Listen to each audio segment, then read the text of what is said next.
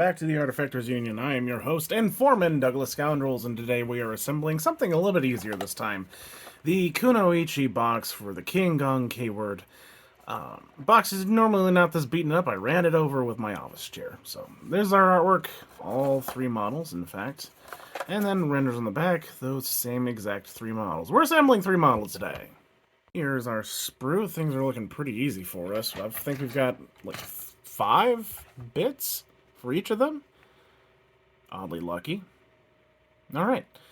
I guess we can just start with the first one over here. Grab the body, and then we'll do the hair, the face, the closed fist, and then the open hand. Yeah, that should just be it. Get the body first. There's our body, and now we just need to add our long thing of hair to the top of the head and that big old slot on the back. Alright. And this is how it should look. Make sure it's really squished to the back of the neck. And now let's grab that face. Let's first pick up our sprue we dropped on the floor and then put the face on there. Okay. Goes on easily enough. Just make sure you squish it on there real nice and tight. We don't want any obvious gaps in the hair. Okay, so now we need to do the different hands. You can kind of see one of them is obviously closed, and then this one is going to be go next to kind of go over the top of this one. And this is the model's right hand and the left hand. This I highly recommend getting tweezers or your sharp pokey stick to just nudge that right into place. I'm not sure you could be able to even do it with your fingers, so let's do our last hand, the left one. There we be. Let's base her now. Kunoichi number 1 is done. We're going to call this one Buttercup. Hardest part was the hands, just kind of getting them to slide in there when they're kind of touching each other and all that other stuff. But I got a pokey stick. You'll be fine. Only a few bits, like the rest of my guess. Let's move on to our second one. Okay, on to our second Kunoichi. This one's going to be, well, kind of messed up because the instructions online are wrong. Which, it happens sometimes, especially with old models like these. So, I grab the body, and we'll go ahead and put the legs on first, why not? Now, this isn't in the instructions, but then we need to do this, which is earrings or some sort of tassel thing in our hair, possibly, which is going to kind of jam onto our face before we put the actual face on, which is going to be this one. Now, interestingly enough, this bit doesn't need to go anywhere, because in the instructions you can see where it's supposed to go. It's supposed to go on the front of the face, but if we look at the front of the face up here, that stuff is already there, so we don't need this bit.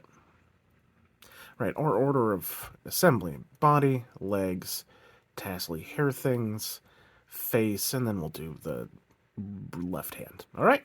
Alright. Here's our body. Legs are gonna obviously go down here. B. Alright, go ahead and clip out that tassely bit, and we'll figure out which direction it goes into the head. Okay, here's our bit. You can see there's a sort of a tooth right here, and also on the other side. This one on the other side is the longer one. There we go. Yep. It's the longer one. The longer one is what's supposed to jam to the back of the head. And then the face will attach to this side, the shorter one. There we go. Now put the face on. There's the face. See? Don't need that extra bit at all. Now we just have the left hand. Gonna go right there. Specifically, you see this notch right here in the sleeve. Yeah, that's where it's gonna go. Simple enough. She's all done. Get her on a base. Kunoichi number 2 is done. We're going to call this one Bubbles. Hardest part was the tassely earrings, I think, or whatever. Figuring out where those go, because the lack of instructions. But another easy assembly. I think this one might be the easiest, except for that one part. We'll see. Anyways, let's move on to the last one. Our final Kunoichi. Get ourselves the body, slap the legs on there, the bow on the back, the face, and then the blade of the spear. Get to it. Body first. I'll just jam our legs right down there. Yeah, there's no, like, specific set way it's supposed to go. You just gotta kind of eyeball it all the way around and make sure there's nothing that's particularly sticking out. There is supposed to be the separation where the seam would be, because the thing across her waist is what ends up being the bow on her back. So you don't have to make it, like, invisible. But yeah, let's slap the bow in there. Alright, there's the bow. Goes in just fine. But, yeah, now let's give her a face. She now has a face. Alright, last bit. God, her legs are so tiny. Alright, last bit is going to be the blade. This flat part is the connection point. The blade contains, like, also this part of the spear that sits on. Stabby device acquired. We're all done. Put her on a base. Kunoichi number 3 is done. We're going to call this one Blossom. Hardest part was the waist on the with the legs, just getting that aligned because there's no like teeth or grooves or anything. It's pretty flat. Other than that, easy, not a lot of bits. Let's look at the whole box. Kunoichi box is done. We have 1, 2, 3 Kunoichi. That's it.